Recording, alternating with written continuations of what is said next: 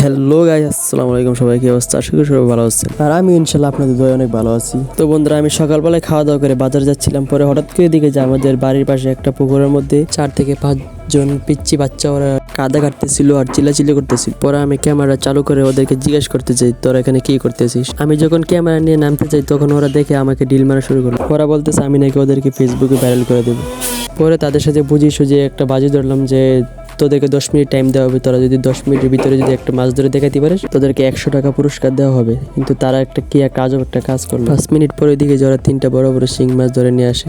মাছ পেয়ে তো তারা মহা খুশি, কারণ তারা বাজিও জিতে গেল, মাছও পেয়ে গেল। তাদের খুশি দেখে আমারও মনটা বড় গেলো, কারণ আমরা যখন ছোটবেলায় মাছ ধরতাম আমাদের কাছে খুব ভালো লাগতো, কিন্তু এখন তো বড় হয়ে গেছি, কাজে এখন আর তেমন একটা মাছ ধরা হয় না। তো বন্ধুরা, আপনারা এরকম ভাবে কখনো মাছ ধরছেন কিনা অবশ্যই কমেন্ট বক্সে জানিয়ে যাবেন। আর ভিডিওটা ভালো লাগলে অবশ্যই লাইক কমেন্ট শেয়ার করে দিবেন। আজকে এতটুকুই, ধন্যবাদ সবাইকে।